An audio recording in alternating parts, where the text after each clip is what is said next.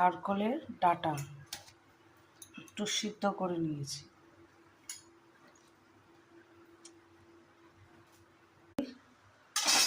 কাঁচা শুকনো লঙ্কা দিয়েছি আর কালো জিরে দিয়েছি। এইবার সবজি কেটে রেখেছি, একটু পটল, একটু আলু, একটু কাঁঠালের বীজ দিয়ে রান্না করব। দিয়ে দিলাম সব।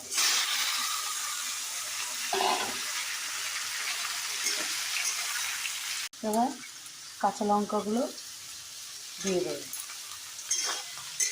এবার এখানে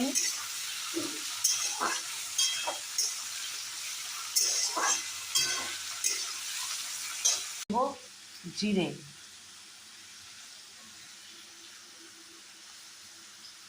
একটু দেব সর্ষে বেটে,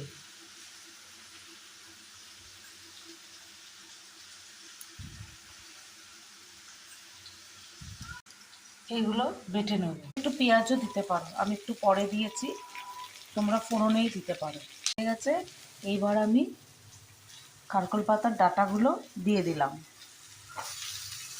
একটু গরমে একটু ফুটিয়ে নিয়েছিলাম,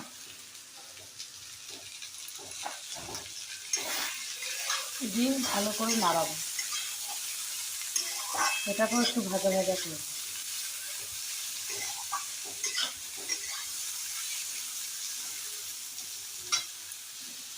লবণ দেবো। এই সর্ষে, একটু জিরে, সাদা জিরে বাটা দিয়ে দিচ্ছি।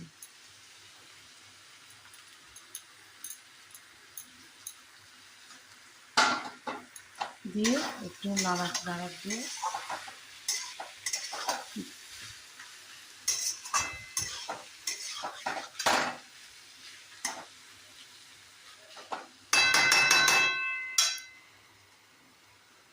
ঢেকে রেখেছিলাম, কিছুক্ষণ হয়ে এসছে।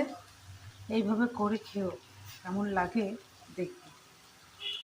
বাঙালদের রান্না বন্ধুরা, বাঙালদের মতো রান্না জীবনে কেউ পারবে না, আমি চ্যালেঞ্জ করে বলতে পারি। কমপ্লিট। এবার খেয়ে দেখো বন্ধুরা বাড়িতে নিজেরা করে, তারপরে কমেন্টে জানিও কেমন হয়েছে রান্না। আর মাছের মতো রান্না, আর মাছের মাথা, এটা পুরো মাংসের মতো রান্না করবো। পরের ভিডিওতে তোমাদের দেখাচ্ছি কীভাবে আর মাছের মাথা রান্না করা হয়।